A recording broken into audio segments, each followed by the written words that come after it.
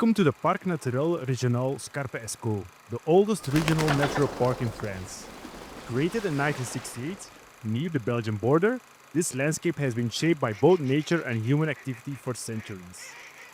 Long before the park existed, the valleys of the Scarpe and Escaut rivers were covered with wetlands, peat bogs, and dense forests. During the Middle Ages, monks and local communities began draining the marshes and extracting peat for fuel, slowly transforming the land into farmland and villages. In the 18th and 19th centuries, the discovery of coal changed the region dramatically. Mines, canals, and railways spread across the landscape, creating mining towns and the iconic trails that still rise above the forests today. After the decline of mining in the 20th century, the region turned toward protecting its natural and cultural heritage. In 1968, the Scarpe-Escaut Park was created to preserve its forests, wetlands, and historic landscapes.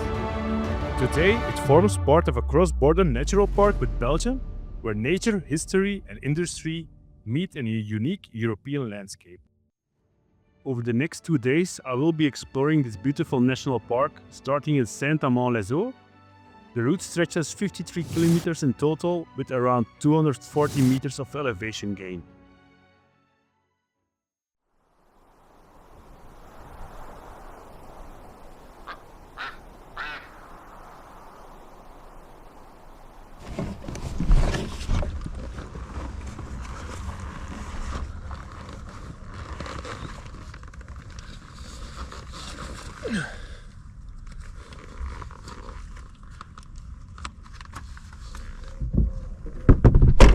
Day 1 started in the quiet little town of Saint-Amand-les-Eaux, famous for its thermal springs.